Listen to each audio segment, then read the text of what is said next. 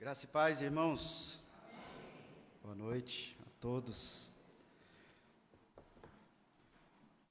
Que o Senhor, nesse momento, nos leve e nos eleve à profundidade da riqueza, do conhecimento de Deus, como nós lemos no primeiro texto dessa liturgia, e também como nós cantamos, exaltando, louvando ao nosso Deus, que é sublime, que é grande, que é santo, que é perfeito, que é majestoso, e que Ele faça isso na sua sabedoria, nos orientando pela própria palavra dEle, não é? Vamos abrir então as Bíblias no livro de Eclesiastes. Eu fiz uma divisão que talvez você estranhe um pouco. Domingo passado, nós vimos Eclesiastes capítulo 8 e eu parei no verso 15. Propositalmente, hoje, então, eu lerei esses dois últimos versos do capítulo 8 e nós entraremos no capítulo 9, veremos até o verso 10. E eu fiz isso por meio de uma decisão dos estudos, proveniente dos estudos, pela divisão que o próprio Salomão faz no texto, que, na verdade, ele nos conduz aqui a um tema único, desde o início do capítulo 8 e até boa parte do capítulo 9, ele já está nos preparando para o tema final deste livro todo que nós veremos. Então, hoje nós vamos ler aqui, capítulo 8, verso 16, até o verso 9 do capítulo 10. A palavra do Senhor diz assim: aplicando-me a conhecer a sabedoria e a ver o trabalho que há sobre a terra, pois nem de dia nem de noite vê o homem sono nos seus olhos, então contemplei toda a obra de Deus e vi que o homem não pode compreender a obra que se faz debaixo do sol. Por mais que trabalhe o homem para a descobrir, não a entenderá. E ainda que diga o sábio que a virá a conhecer, nem por isso a poderá achar. Deveras me apliquei a todas estas coisas para claramente entender tudo isso, que os justos e os sábios e os seus feitos estão nas mãos de Deus. E se é amor ou se é ódio que está à sua espera, não sabe o homem. Tudo lhe está oculto no futuro. Tudo sucede igualmente a todos.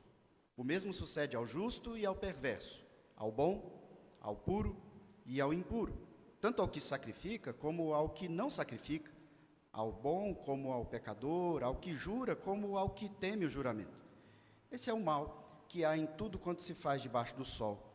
A todos sucede o mesmo. Também o coração do homem está cheio de maldade, nele há desvaios, enquanto vivem, depois rumo aos mortos. Para aquele que está entre os vivos há esperança.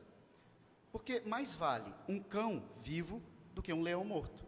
Porque os vivos sabem que hão de morrer, mas os mortos não sabem coisa nenhuma, nem tampouco terão eles recompensa, porque a sua memória jaz no esquecimento. Amor, ódio e inveja, para eles já pereceram. Para sempre não têm eles parte em coisa alguma do que se faz debaixo do sol. Vai, pois, come com alegria o teu pão e bebe gostosamente o teu vinho, pois Deus já de antemão se agrada das tuas obras. Em todo tempo sejam alvas as tuas vestes, e jamais falte o óleo sobre a tua cabeça. Goza a vida com a mulher que amas, todos os dias de tua vida fugaz, os quais Deus te deu debaixo do sol. Porque essa é a tua porção nessa vida, pelo trabalho com que te afadigastes debaixo do sol. Tudo quanto te vier à mão para fazer, faze-o conforme as tuas forças, porque no além, para onde tu vais, não há obra, nem projetos, nem conhecimento, nem sabedoria alguma. Até aqui, vamos pedir que o Senhor fale conosco em oração. Santíssimo Deus, nós estamos reunidos em Teu nome, ó Pai, sabedores da nossa limitação para conhecer a profundidade da riqueza do Teu conhecimento, da Tua soberania, do Teu governo. Ó Pai, o que nós te pedimos nesse momento, diante desse texto, é que o Senhor, ó Pai, nos conduza a discernir aquilo que o Senhor tem nos chamado a conhecer nessa vida, e também o Senhor nos dê contentamento sobre aquilo que o Senhor não nos dá a conhecer. que o Senhor nos chama a simplesmente confiar em Ti, no Teu governo, na Tua sabedoria, e viver de forma alegre, contente, satisfeitos, nos alegrando com as coisas ordinárias que o Senhor nos dá nessa vida, valorizando o que tem valor. Aplica, ó Pai, esta verdade, estas palavras, nos nossos corações nessa noite, para que não seja aqui mais uma reflexão humana sobre os nossos pensamentos, sentimentos, mas que seja o Senhor, em viva voz, falando conosco, para que nós sejamos fortalecidos, alimentados, supridos, ó Pai, em Ti mesmo, e assim possamos aplicar essas verdades de maneira prática no nosso ser como um todo, nas nossas vidas, ó Pai, como um todo. Nós Te agradecemos porque o Senhor assim tem nos abençoado ao observar todo esse texto, todo o livro de Eclesiastes, onde o Senhor aqui nos dá a oportunidade de refletir sobre a Tua sabedoria, diante da nossa pequenez, tão pequena sabedoria e conhecimento que nós temos. Mas como Teu povo, o Senhor abre o Teu livro, a Tua sabedoria, e revela a um povo que é Teu, que precisa viver nesse mundo de forma diferente. Um povo que precisa ter conhecimento sobre coisas que aqueles que não Te conhecem jamais tiveram oportunidade de pensar. Instrua-nos então, ó Pai, para que nós possamos viver, entendendo e praticando esse conhecimento que o Senhor nos dá. Nós oramos assim, em nome de Jesus. Amém. Você já brigou alguma vez e, por causa daquela briga, daquele momento de tensão, por causa do problema que surge, você ficou completamente sem fome? Talvez durante um dia, 2 dias, mais dias. Você já perdeu o apetite por causa dos problemas? Eu acredito que muitos aqui já passaram por isso. Isso acontece de maneira mais intensa com algumas pessoas. A gente perde o paladar, perde a vontade. Eu não estou falando de quando você está doente, eu estou falando de quando algo te aflige a alma, algo te preocupa, algo te deixou profundamente chateado. Você ficou tão bravo, tão estressado, que a comida, que é algo que Deus nos deu, para que nós venhamos a aproveitar, a ter prazer, aquilo perde o sentido, você perde a capacidade de apreciar. Mesmo que você seja uma pessoa que ama algumas determinadas comidas, nem mesmo se te oferecer aquela comida especial, parece que não tem gosto. Talvez verificar a experiência de Salomão ao longo do livro de Eclesiastes tenha sido pesado para alguns de nós aqui. Porque nós já tratamos aqui de assuntos difíceis. Nós já tivemos aqui que falar de forma dedicada, profunda, sobre coisas que desafiam a nossa mente, o nosso sentimento. E o livro, por ser um livro de sabedoria, escrito de forma poética, ele tem a característica, assim como nós encontramos nos salmos e em músicas da atualidade, a característica de repetir alguns temas, argumentando por mais de uma vez algo que nós já vimos antes. Então nós estamos aqui tratando de assuntos que são pesados, problemas da vida. E por muitas vezes nós voltamos a esses assuntos. E eu temo aqui, como pastor de vocês, que para alguns de vocês tenha sido um pouco cansativo esse tipo de abordagem. Mas é assim que Deus escolheu, inspirou, é assim que está o texto, e há um propósito muito claro, irmãos, de tratar de coisas difíceis da vida e também de repetir sobre essas coisas. Aqui nós temos pensado muitas vezes sobre as coisas que nós vemos diante do mundo e que nós preferimos não discutir, não pensar, porque nós simplesmente não compreendemos. Parece que, às vezes, uma pessoa muito boa, muito justa, muito crente, ela morre bem nova. E, às vezes, parece que um ímpio, maldoso, homicida, assassino, ele vive vida longa, ele se diverte, ele tem prazer. Parece que a justiça não se cumpre. Tantas outras coisas que Salomão nos levou a pensar, e nós olhamos para a nossa vida, olhamos para o mundo, olhamos para o nosso país e, de fato, essas coisas nos incomodam. Sofrimento, justiça, morte, coisas cansativas como trabalho, relacionamentos difíceis. E Salomão nos diz, olha, de fato essas coisas são canseira, enfado. É um peso que há sobre nós e as nossas vidas aqui, nessa vida debaixo do sol, enquanto nós não estamos na eternidade. E Ele faz isso de uma forma muito bela, porque Ele nos leva lá ao fundo do poço, mostrando, ei, é essa a vida. Como nós vimos domingo passado, e hoje nós estamos na continuação daquela mesma abordagem, quando nós vimos que nem sempre os melhores ganham. Às vezes, os que roubam, os que usam de meios errados, eles ganham o troféu. E a gente sofre com isso.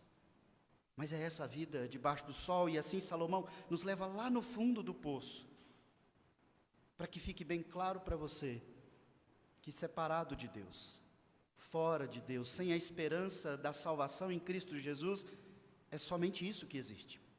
Uma vida cansativa. Mas para quem tem a confiança, a esperança em Deus, as coisas mudam de perspectiva. E eu tenho sido repetitivo aqui em alguns temas, porque Salomão repete, mas ele não simplesmente repete como alguém que é prolixo. Ele repete porque cada vez que ele passa sobre esse mesmo tema, ele usa um argumento diferente, para que você esteja cada vez mais convencido dessas verdades que ele está te dizendo. E entenda, isso pode parecer cansativo para você nesse momento, nessa fase da sua vida, mas no dia que você passar por isso que foi repetido na sua mente, mais uma vez, virá ao seu coração, e você terá então a oportunidade de reagir com uma perspectiva do Evangelho, da sabedoria de Deus, diante das dificuldades que a gente vive debaixo do sol. É esse o propósito de Salomão. E eu falei sobre quando nós brigamos e perdemos o apetite, porque quando Salomão começa a tratar dessas coisas difíceis, às vezes a Bíblia é tão transparente, tão crua, tão clara, que nós ficamos abalados. A gente olha para o texto e diz, como ele fala no verso 2, tudo sucede igualmente a todos. O mesmo sucede ao justo e ao perverso, ao bom, ao puro e ao impuro. E aqui Salomão está falando, olha, nós temos algumas coisas que vocês não vão compreender, porque elas vão acontecer independente de você ser bom ou não. É assim que é a vida. Então, quando nós olhamos para essas coisas que negativamente nos causam um impacto, assim como nós brigamos, parece que a gente perde um pouco do paladar, da vontade de apreciar a vida. Por que eu vou me divertir, ficar rindo e buscando viver se a gente vai morrer?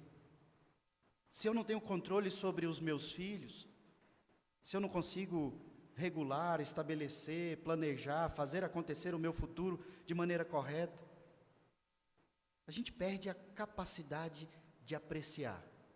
E quando a gente começa a perder essa capacidade, e isso é comum, talvez você já tenha vivido isso de maneira muito profunda, talvez, quem sabe, você tenha experimentado uma depressão muito profunda. E quando eu falo de perder a capacidade de apreciar a vida, em última instância, eu estou falando de depressão. É quando você já não tem mais alegria, você não quer mais ver gente, você não quer mais conversar, você não quer mais sair. Às vezes você perde a fome ou você só quer comer.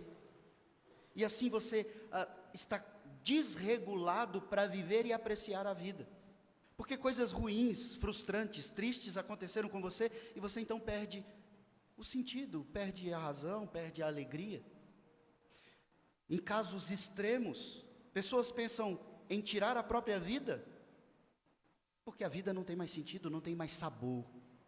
Para que viver? Se é para sofrer e sofrer e sofrer, eu não quero mais viver. Então, muitas pessoas pensam em tirar a própria vida, em fugir, em sumir, em abandonar suas famílias. Veja quanto é importante tratar de coisas difíceis. Não pensar nas coisas difíceis não nos livra delas. Pensar nas coisas difíceis, entendendo que Deus está sobre nós, nos dá a esperança de que Ele tem um bom propósito para nós, nas coisas difíceis. E nós já falamos sobre isso em algum momento aqui. O propósito do texto, irmãos, em nos levar e nos conduzir dessa forma, é nos mostrar verdades simples que nós nos esquecemos no caminho da nossa vida, na caminhada. Nós focamos tanto nos nossos problemas dessa vida debaixo do sol, desse mundo, que a gente perde a capacidade de aproveitar as coisas boas dessa vida. E Deus está dizendo, olha, o mundo vive debaixo de maldição, mas eu te dou motivo para celebrar, eu te dou motivo para se alegrar, eu te dou motivo para viver com contentamento, vivendo para a minha glória. E é isso que Salomão está nos ensinando, com grandes e profundos argumentos, texto a texto, verso a verso, capítulo a capítulo. Nós precisamos então terminar lá no capítulo 12, o livro de Eclesiastes, com uma aplicação muito profunda disso, porque nós estamos vendo desde o primeiro verso. E você precisa então, após vermos todo esse livro, crendo que é Deus que está falando com você, você precisa aplicar essas verdades na sua vida e mudar a sua perspectiva de vida. E eu já mencionei e repito hoje, se você fizer isso, eu tenho certeza de que você viverá muito melhor do que se você não estivesse fazendo isso, não estivesse entendendo essas coisas. Se você tem perdido o paladar, a vontade de apreciar a vida, entenda, Deus te dá motivo suficiente para se alegrar, para se divertir, para aproveitar a vida apesar das circunstâncias.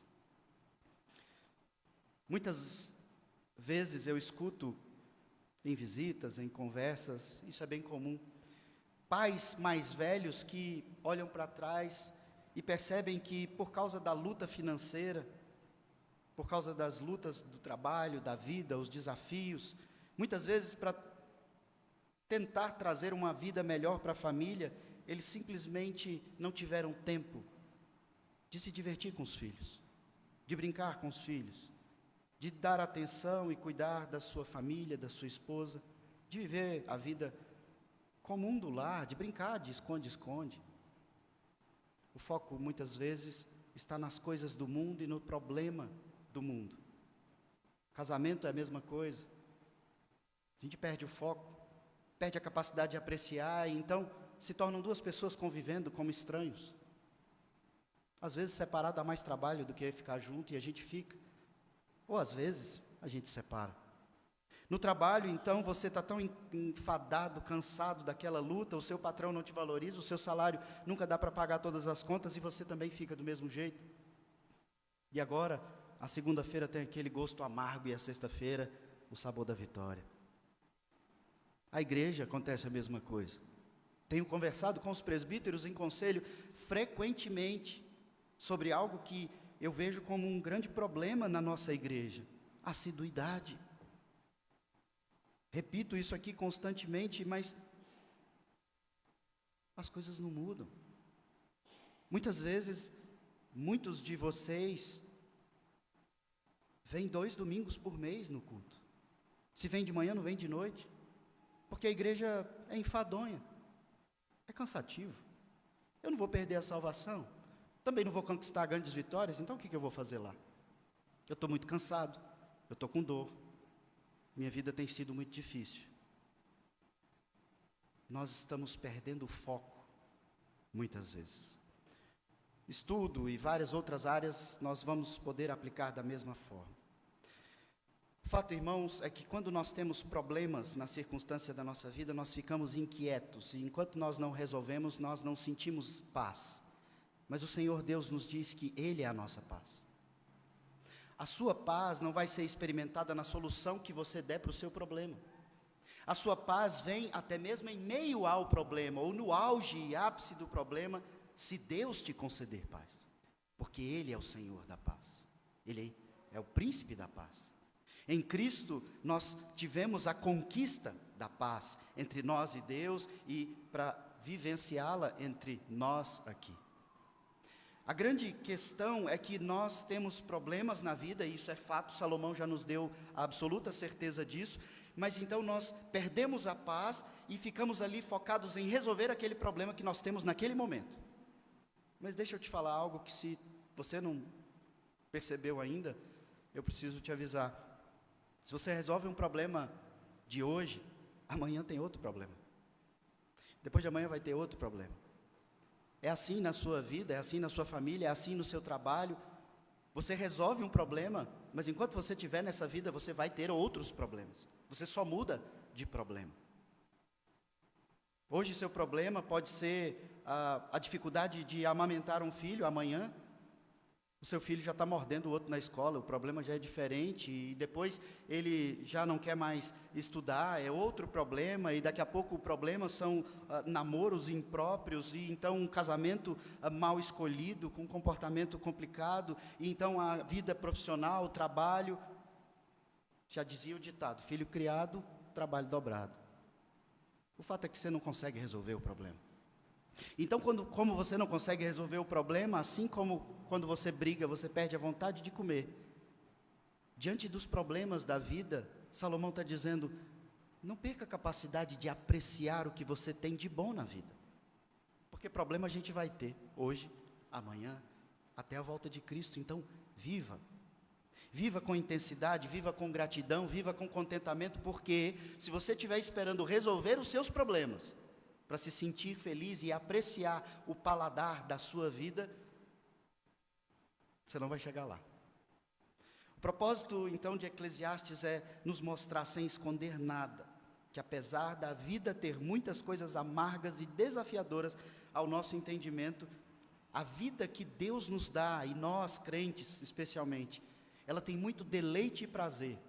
E esse livro inteiro está te chamando a esse deleite, a apreciar a vida em qualquer circunstância. Parece que o apóstolo Paulo entendeu esse livro. Tira o foco do problema, irmão. Procure olhar o lado bom da vida. Esse é o foco do livro. Salomão, então, faz essa abordagem, e aqui na transição do texto, nos mostrando isso claramente com alguns argumentos que eu quero apontar para vocês. No verso 16, ele mostra para nós que, aplicando-se, ou seja, ele, um homem sábio, nos diz: olha, eu me dediquei a fazer essa experiência para relatar para vocês. Eu, com toda a sabedoria dada por Deus, eu me apliquei a pesquisar profundamente. Eu procurei viver. Eu bebi de tudo, eu comi de tudo, eu vivi todos os relacionamentos, eu fiz de tudo que você não pode fazer para te dizer: é assim que acontece. E eu sou sábio. Eu conheci, eu refleti sobre as coisas difíceis da vida. E ele diz: às vezes a gente perde o sono. É como se ele estivesse dizendo aqui: eu perdi o sono, pensando sobre essas coisas. Quando ele diz: pois nem de dia, nem de noite, vê o homem o sono nos seus olhos, porque essas coisas realmente nos tiram o sono. Não é assim que nós ficamos quando surge algo que nos preocupa? A gente perde o sono, a gente perde o apetite, a gente perde a vontade de rir, de brincar, de se alegrar, de sair. Salomão diz: olha, eu já fiz isso por vocês. No verso 17, então, ele diz: então, fazendo isso, eu contemplei toda a obra de Deus, e eu descobri algo. Veja como ele diz: vi que o homem não pode compreender a obra que se faz debaixo do sol. Irmãos, Salomão é sábio, ele nos estimula a buscar a sabedoria e o conhecimento sempre, mas ele diz: olha, se você quiser compreender profundamente por que todas as coisas acontecem do jeito que acontecem, eu, o sábio, já estou te dizendo, você não vai compreender. Profundamente, todas as coisas, você não vai entender. Por que algumas coisas acontecem na sua vida do jeito que acontecem? Você não vai compreender, porque elas são profundas demais para nós. Foi isso que nós lemos na abertura desse culto. Nós não conseguimos atingir o pensamento daquele que decretou todas as coisas. Você não vai conseguir entender por que Deus não agiu como você queria que Ele agisse. Porque você não tem a capacidade do pensamento, sabedoria e conhecimento de Deus. E a Bíblia nos coloca de maneira muito bela no Salmo, dizendo que nós somos muito pequenos. Mas mesmo sendo muito pequenos, nós somos a coroa da criação, fomos feitos por um pouco menor que Deus. Nós somos a imagem de Deus e Ele se alegra conosco e Ele nos chama a nos alegrarmos nele, mesmo que a gente não tenha a mente dele, porque Ele é Deus. E desde a criação Ele deixa isso muito claro para os homens, dizendo: vocês são a minha imagem, mas eu sou Deus. Tudo isso que eu faço é para vocês, mas não toque naquilo, não faça isso, não faça aquilo. Eu sou Deus. E como filhos que confiam nos pais, nós simplesmente somos chamados a confiar. Não vamos compreender por que Ele colocou uma árvore proibida, mas Ele colocou. E basta-nos saber que o melhor é não desobedecer. Simples assim. Por isso nós fomos chamados há 2 domingos a sermos simples, sagazes, como serpente, mas simples. Simplesmente confia, se joga. Deuteronômio 29 é um texto que nos deixa isso muito claro, quando na explicação da lei de Deus, logo ali, após a entrega dos 10 mandamentos, é dito: as coisas encobertas pertencem ao Senhor nosso Deus, porém as reveladas nos pertencem, a nós e aos nossos filhos para sempre, para que cumpramos todas as palavras dessa lei. Olha, tem coisa que só Deus conhece, então não tenta entender, não tenta explicar, mas as coisas que Deus revela, como nós temos aqui a Bíblia, essas foram reveladas, essas você precisa conhecer. E não só você e seus filhos, você precisa inculcar isso, a sua família precisa entender sobre isso. E irmãos, eu peço mais uma vez a vocês que se esforcem num propósito para o resto da vida de vocês. Conversem sobre o sermão em casa. Maridos, homens, pastores, conversem sobre o sermão na volta do culto para casa. Conversem com seus filhos, conversem com suas esposas, conversem sobre o que é dito aqui. Vocês vão descobrir coisas preciosíssimas, e essa era uma prática riquíssima da igreja, a nossa igreja histórica, no período dos puritanos, mas que hoje se perdeu. Wiersbe diz que confessar a nossa ignorância é o primeiro passo para o nosso verdadeiro conhecimento. A gente não vai entender tudo, e é isso que Salomão está chamando a gente. Entende que você não vai compreender? Isso é para você entender. Tem coisa que não é. Esse é o primeiro passo para que você realmente seja uma pessoa sábia, uma pessoa que tem conhecimento das coisas. Saber que você não sabe de tudo. Mas aquilo que você precisa saber, você precisa se dedicar com todas as suas forças a conhecer e a viver, a aplicar na sua vida. O texto então diz que nós não temos conhecimento, compreensão sobre todas as coisas, mas esse texto não nos deixa aí, soltos, sem esperança. Há alguém grande, alto e sábio que compreende todas as coisas, e é isso que ele diz no verso 1 do capítulo 9. Deveras me apliquei a todas essas coisas para claramente entender tudo isso, que os justos e os sábios e os seus feitos estão nas mãos de Deus. E ele faz aqui um jogo de palavras interessante, na continuação do verso 1, ele diz: e se é amor ou se é ódio que está à sua espera? Não sabe o homem, tudo lhe está oculto no futuro. Salomão está dizendo aqui, olha, eu me apliquei muito para entender essas coisas, sobre por que coisas injustas acontecem sobre justos, como aconteceu com Jó, e por que coisas boas acontecem sobre os perversos. E ele diz: entenda uma coisa, todos nós estamos nas mãos de Deus. Você não sabe se o dia de amanhã te reserva encontros com pessoas que vão demonstrar amor por você, ou se o homem mau vai te cercar e vai te assaltar. Você não sabe se é amor ou se é ódio que está à sua espera amanhã, porque você não sabe nada sobre o dia de amanhã. Tudo lhe está oculto no futuro. E aqui ele já está nos conduzindo para algo maior sobre o nosso futuro. Não só sobre o que vai acontecer na sua segunda-feira. Salomão está começando a nos conduzir aqui a pensar sobre o seu último dia de vida. Que dia será? Mas no verso 2 e verso 3, ele continua nos levando ainda a refletir sobre essas coisas, dizendo, olha, tudo sucede igualmente a todos. E essa é uma conclusão que ele chega ao observar a vida, e ele diz, tudo sucede igualmente. Não tem um parâmetro, não tem uma regra. Se você educar os seus filhos e criá-los na igreja, trazendo sem faltar nenhum domingo, eles vão ser totalmente fiéis e crentes. Não, não tem uma regra. Talvez você faça isso, e eles se desviem do caminho do Senhor. Mas talvez um jovem seja criado solto na rua, sem nenhum contato com a Bíblia, com a palavra de Deus ou com a igreja, mas num belo dia ele entra e a sua vida é transformada e ele se torna uma pessoa extremamente útil, de serviço no reino de Deus. Nós não sabemos como as coisas acontecem, por que acontecem. O mesmo sucede a justos e ao perverso, ele está refletindo sobre aquilo que nós vimos domingo passado. Ao bom, ao puro, ao impuro, o que sacrifica, o que não sacrifica, ao bom, ao pecador, o que jura diante de Deus, o que teme jurar diante de Deus. Não há uma regra. Às vezes você faz um juramento, mas Deus não te abençoa naquele juramento como você queria. Às vezes você sacrifica, você traz os seus dízimos, você entrega a sua vida como sacrifício vivo, mas então as coisas não acontecem como você queria. O fato é que nós não podemos mover a mão de Deus ao nosso bel prazer, e esse é um grande erro de muitas igrejas que nos rodeiam. Eles marcam dias para cultos da bênção, culto disso, culto daquilo, e se você der tanto, ou se você fizer isso ou fizer aquilo, Deus vai te dar o que você quer. Irmãos, isso é completamente antibíblico. Nós não movemos a mão de Deus. Nós não marcamos a data, o dia e a hora em que Ele faz com que o Espírito Santo habite em você e você entenda as verdades de Deus.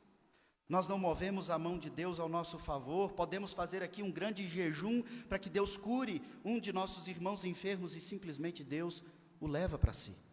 E nós podemos então ver alguém completamente perverso e ímpio que simplesmente recebe a cura no leito do hospital. Nós não temos explicação para isso. Nós não temos entendimento como nós talvez quiséssemos. Mas há algo que ele diz mais no verso 3, esse é o mal que há em tudo quanto se faz debaixo do sol. A todos sucede o mesmo. E a gente vai entender o que é igual para todos, como ele iniciou o verso 2. Também o coração dos homens está cheio de maldade, nele há desvairos, enquanto vivem depois rumo aos mortos. É a morte que iguala a todos. A morte é um grande igualador de toda a humanidade, de tudo que nós conhecemos. Tudo tem fim. Se uma pessoa boa morrer, uma criança, um bebezinho, você às vezes é tentado a pensar, por que não morreu alguém mau no lugar desse que era bom? Por que Deus não levou o assassino, o ladrão, o ímpio? Por que os bons morrem?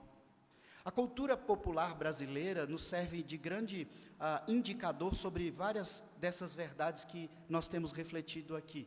E quando eu falo de cultura, são os filmes, as poesias, os livros, as músicas. Porque esses questionamentos que nós temos a oportunidade de refletir aqui são os mesmos questionamentos que a cultura tem, o mundo tem.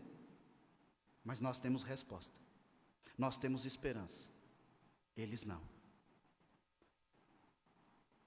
Já dizia a música, os bons morrem jovens. Por quê?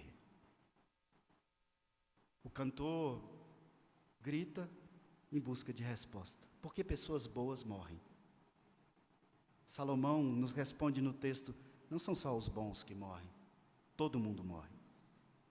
Se todo mundo morre, Salomão diz para nós, os crentes, você tem um motivo para viver.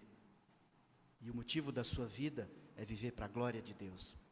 E então não se entregue a uma vida sem sentido, recheada de tristeza, depressão e morte. Viva, porque Deus te deu a vida. Salomão nos apresenta a vida como uma grande dádiva de Deus.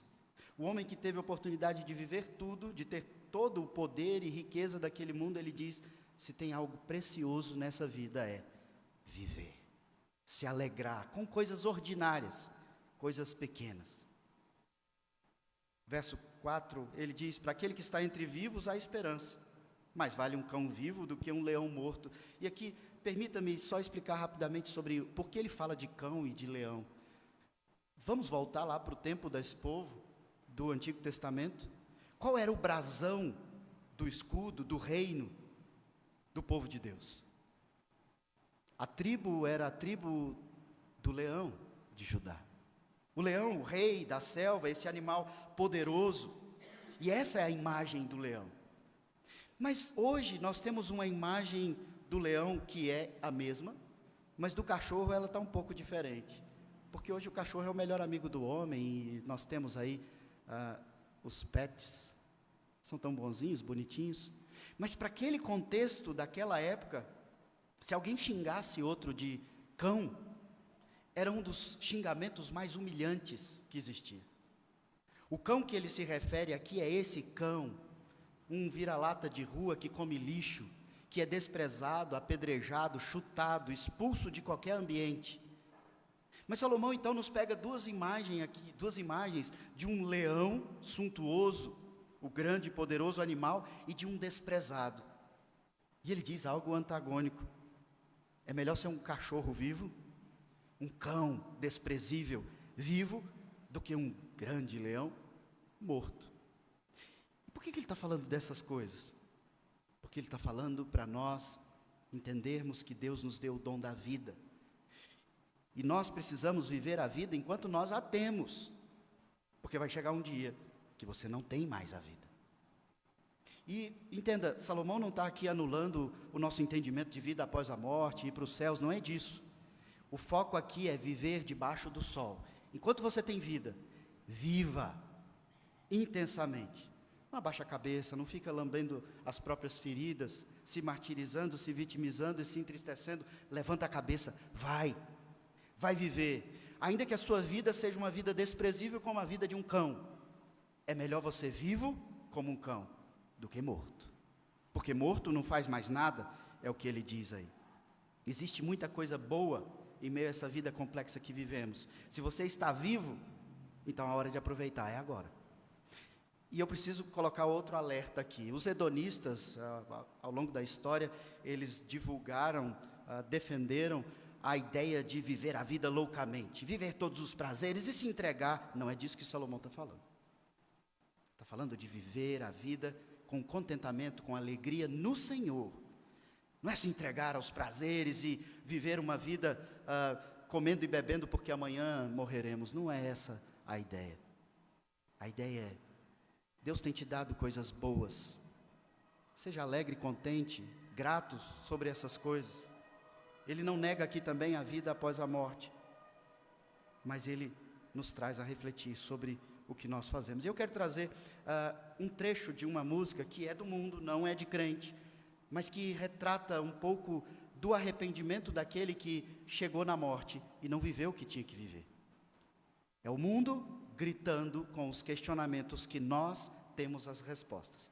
É uma música do Titãs, que chama Epitáfio. E para quem não sabe, epitáfio é o que se escreve na lápide quando você morre. Aquilo é um epitáfio.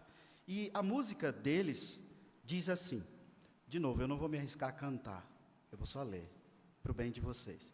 Diz assim: eu devia ter amado mais, devia ter chorado mais, ter visto o sol nascer, devia ter arriscado mais, até errado mais, ter feito o que eu queria fazer, queria ter aceitado as pessoas como elas são.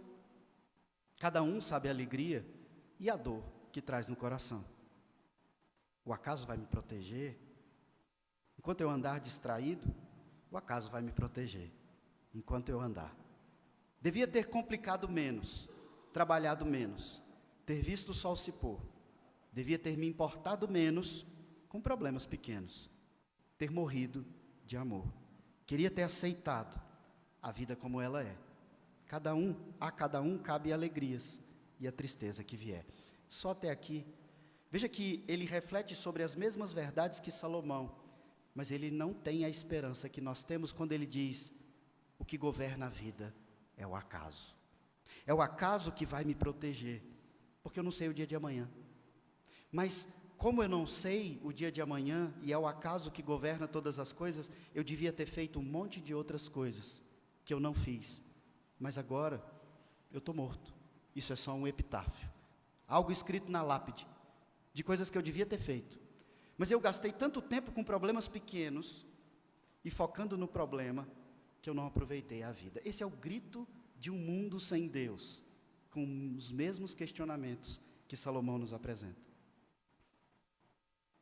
Verso 6, ele diz: amor, ódio, inveja, para eles já pereceram, para sempre não tem eles parte em coisa alguma do que se faz debaixo do sol. Depois de morto não tem como você mostrar o seu amor por ninguém. Deus nos chama a amar a Deus e amar ao próximo, como a si mesmo.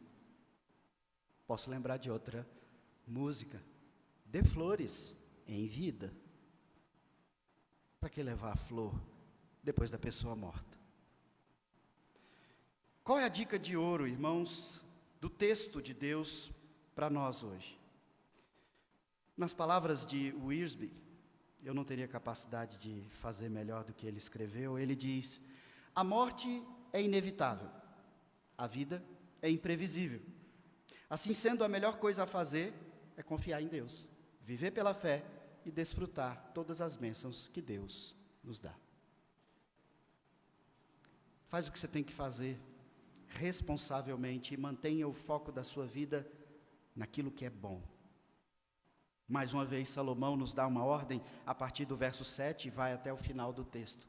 Vai, pois, come com alegria o teu pão, bebe gostosamente o teu vinho, pois Deus já de antemão se agrada das tuas obras. Em todo tempo sejam alvas as tuas vestes e jamais falte o óleo sobre a tua cabeça. Goza a vida com a mulher que amas, todos os dias de tua vida fugaz, os quais Deus te deu debaixo do sol, porque essa é a tua porção nessa vida, pelo trabalho com que te afadigastes debaixo do sol. Tudo quanto te vier à mão para fazer, faz-o conforme as tuas forças, porque no além, para onde tu vais, não há obra, nem projetos, nem conhecimento, nem sabedoria alguma. Ele aqui coloca esse vai, e a gente já viu outros textos. Hoje eu quero deixar algo bem claro para você. O vai aqui é uma ordem, significa não fique sentado se lamentando, olhando para baixo. Levanta, vai. Vai fazer o quê? E então ele repete: comer com alegria, beber com alegria. E ele coloca um argumento que ele não tinha colocado antes em nenhum texto: porque Deus já de antemão se agrada das tuas obras. Nós, na nossa doutrina, entendemos isso com facilidade, porque nós fomos salvos. Primeiro fomos justificados, depois entramos no processo de santificação. A gente não vive a lei para merecer a salvação. A gente recebe uma declaração de que nós somos justos e então começa a viver a lei. Aqui ele diz: vai, come, se alegra, aproveita o que Deus coloca na sua mão de bom. Viva isso responsavelmente, porque Deus já se agrada das suas obras. E quando ele fala isso, ele está falando de coisas que você vai fazer daqui 10 anos. Ele diz: Deus já sabe, Deus já definiu tudo, e Ele já se agrada das suas obras, porque você é dEle, Ele te ama, Ele te separou, Ele te salvou, e Ele já se agrada. Então aproveita a vida, não espera para depois. E ele fala de coisas muito importantes aqui para nós. Primeiro, de comida, bebida, que a gente já mencionou. No verso 8 ele fala de algo que ele não tinha mencionado. Ele fala de vestes alvas e de óleo. Entenda, vestes alvas aqui naquele contexto histórico tinha a ver com a melhor roupa que você tinha para ir para a festa. A roupa linda, branca, de gala, você vai para a festa. E ele diz: não guarda esse vestido especial que você tem para um dia especial, não. Faz hoje o seu dia ser especial, veste a sua melhor roupa hoje, você tem motivo para comemorar hoje. Irmãos, quantas irmãs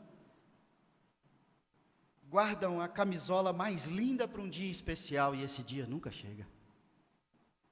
Veste hoje, é hoje o dia de fazer festa, é hoje o dia de celebrar. E se você está achando estranho eu falar de camisola e de marido e mulher fazer festa, eu estou falando porque ele fala aí no verso 9, goza a vida com a mulher que amas. Para que deixar para depois? Para que guardar os melhores talheres, os melhores pratos da cristaleira, os melhores copos? Usa hoje, aproveita hoje. E ele fala de óleo também. Não guarda aquele perfume muito bom para aquela ocasião especial. Faz hoje ser uma ocasião especial. Pega o seu melhor perfume, aquele caro. Gasta ele. Se perfuma para o seu marido, mulher. Marido, se perfume para sua esposa. Coloque a roupa de festa. Vai dançar na sala da sua casa. Vai se divertir. Vai comer uma comida gostosa. Beber um vinho com moderação, que é bom. Aproveita a vida. E ele fala de trabalho também, para que a gente não tenha dúvida. Tudo que tiver, quanto tiver à mão para fazer, faze-o conforme as tuas forças.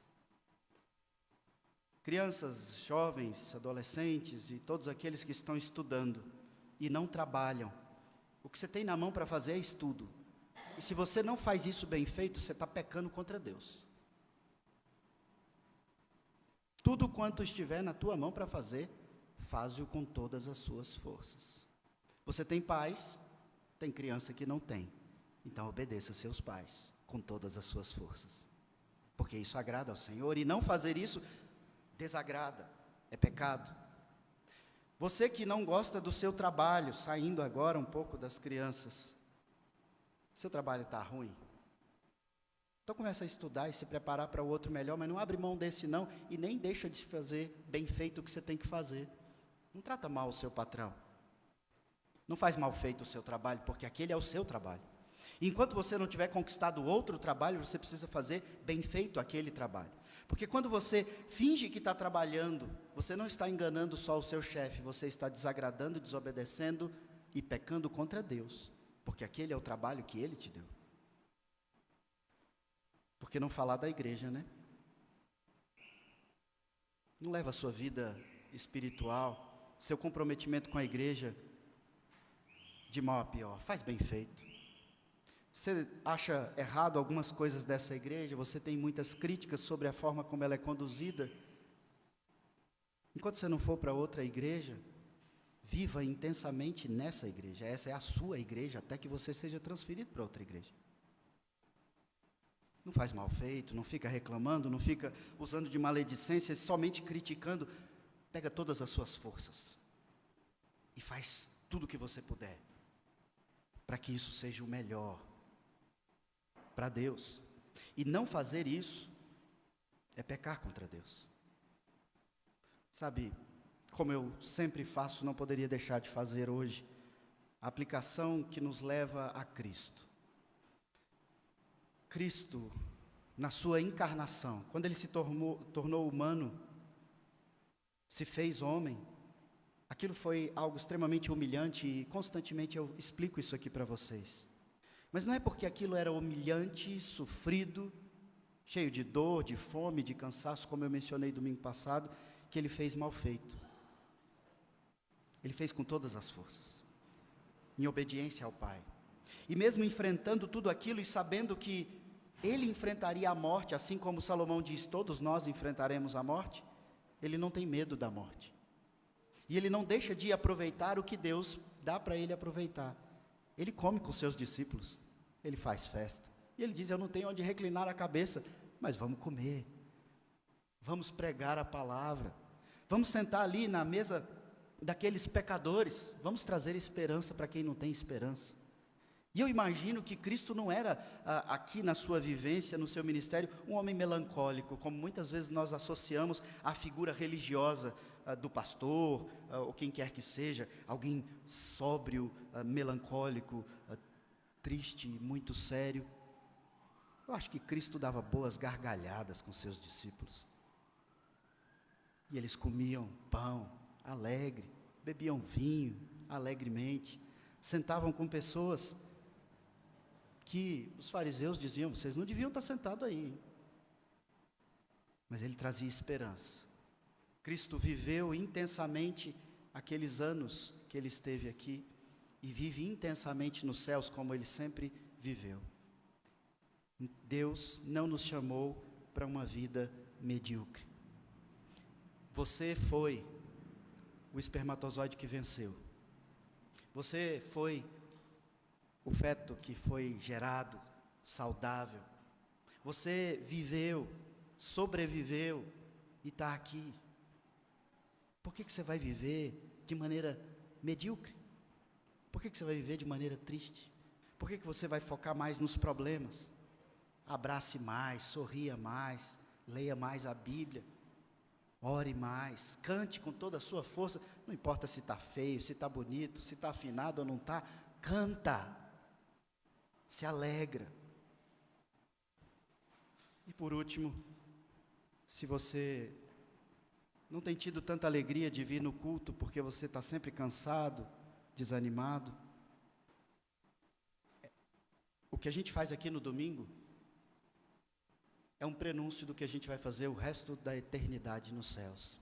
E se não te dá prazer orar, cantar e ter comunhão com os irmãos, então tem alguma coisa muito errada com você. Porque se você é crente, é isso aqui que você vai fazer por toda a eternidade. Se não há prazer aqui, vai ter prazer lá? Vamos orar.